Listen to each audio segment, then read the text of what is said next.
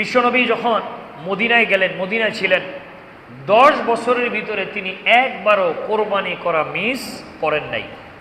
10 বছরের ভিতরে একবারও কি করেন নাই? কোরবানি করা মিস করেন নাই, তিনি কোরবানি করেছেন। সুবহানাল্লাহ। তো বিশ্বনবী বলেছেন যে কোরবানির দিনে রক্ত প্রবাহিত করার চাইতে, এর চাইতে আল্লাহর কাছে বড় কোনো দামি কোনো আমল, ঈদের দিনের কোনো আমল নাই। সুবহানাল্লাহ। তাহলে আমরা কি বুঝলাম? যে কোরবানির দিনের সবচেয়ে বড় আমল হচ্ছে কি করা? কোরবানি করা।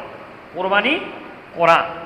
সম্বন্ধে হাজিরিন, বিশ্বনবী মুহাম্মদ সাল্লাল্লাহু আলাইহি ওয়াসাল্লাম বলেছেন, কেউ যদি কোরবানি নিয়ত করে আর কোরবানির পশু ঈদের দিন যখন এটাকে জবাই করতে নেয়, জবাই করে যখন বিসমিল্লাহি আল্লাহু আকবার বলে পোজ দেয়, আর যখন প্রথম ফোঁটা রক্তের ফোঁটাটা জমিনে পড়ে, ওই রক্তের ফোঁটাটা বের হইতে দেরি জমিনে পড়ার আগেই আল্লাহ রাব্বুল আলামিন তার কোরবানি কবুল করে নেন। সুবহানাল্লাহ। আমার ভাইরা, শুধু তাই না, বিশ্বনবী বলেছেন যেই ব্যক্তি পশুকে কোরবানি দেবে, এই পশুর প্রতিটি পশমের বিনিময়ে আল্লাহ রাব্বুল আলামিন তার আমল নামায় আল্লাহ তাআলা নেক লিখে দিবেন। সুবহানাল্লাহ। প্রত্যেকটা পশমের বিনিময়ে আল্লাহ তাআলা কি দিবেন? নেক দিবেন। সুবহানাল্লাহি বিহামদি। সম্মানিত হাজিরিন, এবং এই যে রক্তের ফোঁটার কথা বলেছি, আর একটা হাদিস শরীফে বিশ্বনবী বলেছেন যে কোরবানির পশুর যত ফোঁটা রক্ত পড়বে, যতক্ষণ পর্যন্ত পড়বে, প্রত্যেকটা ফোঁটার বিনিময়ে আল্লাহ তাআলা তার আমল নামার ভিতরে নেক খালি লিখতে থাকবেন, লিখতে থাকবেন। সুবহানাল্লাহি বিহামদিহি। শুধু তাই না, বিশ্বনবী বলেছেন যে তোমরা কোরবানির পশু একটু স্বাস্থ্য সুস্থ, মোটা তাজা, নাদুস নুদুস, একটু ভালো দেখা, তাজা দেখা তারপরে কি করো? তোমরা পশু ক্রয় করো। কিয়ামতের দিন, যেই দিন মানুষ পুলসিরাত পার হবে, এই পুলসিরাত পার হওয়ার সময় তার পশুটা, এই পশুটাকে আল্লাহ রাব্বুল আলামিন তার শরীরের ভিতরে এমন শক্তি দিবেন, এমন মোটা তাজা করবেন, আল্লাহ তাআলা এই পশুর উপরে যেই ব্যক্তি কোরবানি দিবে ওই ব্যক্তিকে পশুর উপরে উঠায়া তারপরে এই পশু দিয়া আল্লাহ তাআলা পুলসিরাতটাকে পার করে নেবেন। সুবহানাল্লাহ।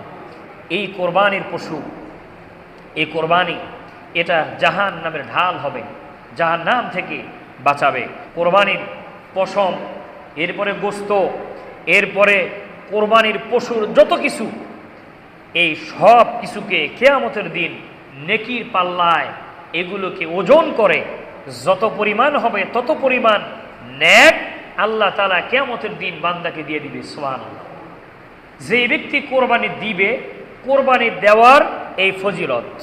কিন্তু এবার আসেন, যেই ব্যক্তি কোরবানি দিবে না, সামর্থ্য আছে কিন্তু কোরবানি দিবে না, তার অবস্থাটা কি হবে? সেটাও বিশ্বনবী মুহাম্মদুর রাসূলুল্লাহ সাল্লাল্লাহু আলাইহি সাল্লাম হাদিস শরীফের ভিতরে, একটা কথার ভিতরে, একটা হাদিসের ভিতরে বিশ্বনবী মুহাম্মদ সাল্লাল্লাহু আলাইহি সাল্লাম এমন কড়া ভাষায় কথা বলেছেন, যেই ব্যক্তির কোরবানি দেওয়ার সামর্থ্য আছে কিন্তু কোরবানি দিবে না, বিশ্বনবী বলেছেন খবরদার, ওই ব্যক্তি যেন আমার ঈদের মাঠে সেই জন্য নামাজ আদায় করতে না আসে। নাউজুবিল্লাহ পড়ে। আপনি চিন্তা করতে পারেন, ঈদের নামাজ পড়া ওয়াজিব, ঠিক না? ঈদের মাঠে ঈদের নামাজ পড়া ওয়াজিব না? কিন্তু সেই ঈদের নামাজ পড়তে আল্লাহ রাসূল যেতে নিষেধ করছেন, ধিক্কার দিয়ে বলছেন যে তোমার নামাজ পড়ার দরকার নেই, ঈদের মাঠে যাওয়ার দরকার নেই, তুমি নামাজ পড়তে আসছো। নামাজ পড়া এটা কার হুকুম? আল্লাহর হুকুম। কোরবানি করা কার হুকুম? তাহলে তুমি একটা যেটা তোমার দেওয়া দরকার ছিল আগে, সেই জিনিসটা তুমি করো নাই, তুমি এরপরে খুব সাজুগুজু কইরা, তারপরে খুব সুন্দর কইরা, তারপরে তুমি আসছো নামাজ পড়তে, তোমার এই নামাজের দরকার নাই। এই কথাটা কি যেন তেন কোনো মানুষের কথা? এটা কি আপনার আমার কথা? দুনিয়ার কোনো বড় বুজুর্গ বা আলেমের কথা? এটা স্বয়ং বিশ্বনবী মুহাম্মদুর রাসূলুল্লাহ সাল্লাল্লাহু আলাইহি সাল্লামের কথা, তিনি ধিক্কার দিয়েছেন। এখন কি কি হইলে, কতটুকু হইলে সামর্থ্য, সেই ব্যাপারে আসেন আমরা কথা বলি। প্রথমত বিশ্বনবী বলেছেন, যদি কোনো মানুষ, সে যদি সাবালেগ হয়, সে যদি কি হয়, যে অপ্রাপ্তবয়স্ক, এখনো কি হয় নাই, বালেগ হয় নাই, তার উপর কোরবানি দেওয়া কি না? ওয়াজিব না। কোরবানি দিতে হইলে কি হবে? তার বয়সপ্রাপ্ত সাবালেগ হইতে হবে। এরপরে এইরকম সাবালেগ অবস্থায় যেই ব্যক্তি কোরবানি দেওয়ার মতো তার টাকা পয়সা থাকবে, এবং কতটুকু থাকবে সেটা হচ্ছে, আমরা যে জাকাতের কথা শুনেছি, জাকাত 52.5 তোলা রূপা অথবা 7.5 তোলা স্বর্ণ, এই 52.5 তোলা রূপার সমপরিমাণ কোনো টাকা যদি, অথবা 7.5 তোলা স্বর্ণের যদি টাকা যদি কারো কাছে 1 বছর পর্যন্ত এক জায়গায় থাকে, তাহলে ওই ব্যক্তির উপর জাকাত দেওয়া ফরজ। কি দেওয়া? জাকাত দেওয়া ফরজ। আর এই জাকাতের সমপরিমাণ টাকা যদি এই যে এই কোরবানির ঈদের সময় যদি কারো কাছে 9 তারিখ, 10 তারিখ, 11, 12, 13 এই 5 দিনের ভিতরে যদি কারো কাছে এই সমপরিমাণ টাকা, তো এখন আপনারা দেখেন 52.5 তোলা রূপার দাম কত হইতে পারে, মানে 52.5 তোলা বা 52.5 ভরি, তো 1 ভরি রূপার দাম কত হবে মনে করেন। এখন সেইটা আমরা বাজার দর বর্তমান দেখা আমরা যদি দেখি, তাহলে আমার মনে হয় 80,000 বা 1 লাখ এইরকম যদি কারো কাছে যদি টাকা যদি গচ্ছিত আকারে থাকে, সেটা কারো কাছে ধার দেওয়া হোক, তার ব্যাংকে হোক, তার বাড়িতে হোক, যে কোনোভাবে হোক, যদি সে এই টাকার মালিক হয়ে থাকে, তাহলে তার ওপর কোরবানি করা ওয়াজিব।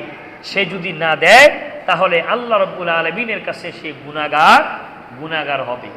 এই মহিলা যারা আছে, মহিলাদেরও যদি পার্সোনালভাবে যদি তাদের কাছে এই রকম সম্পদ, এই রকম টাকা যদি পার্সোনালভাবে যদি তাদের কাছেও টাকা থাকে, তাহলে তাদের ওপরও কোরবানি করা ওয়াজিব। শুধুমাত্র পুরুষ যদি কোরবানি দেয় তার পক্ষ থেকে, তাহলে ওই মহিলার যার টাকা আছে ওই পরিমাণ, তাহলে তার পক্ষ থেকে কোরবানি দেওয়া কি এটা হবে না, যার যার পক্ষ থেকে তার দিতে হবে। এখন যদি কোনো স্বামী যদি বলে যে না, আমার স্ত্রীর পক্ষ থেকে আমি তোমাকে টাকা দিয়ে দিলাম, আমি তোমাকে এই টাকা গিফট করলাম, তুমি এটা দিয়া, বা তোমার পক্ষ থেকে এই টাকা দিয়ে দিলাম, তাহলে হয়ে যাবে। কিন্তু যদি এটা না করা হয়, কোনো মহিলার কাছে যদি এই পরিমাণ টাকা থাকে, যদি তার নিজস্ব, তাহলে ওই পরিমাণ টাকা থাকলেও তার উপর কোরবানি করা কি ওয়াজিব, এটা মনে রাখতে হবে।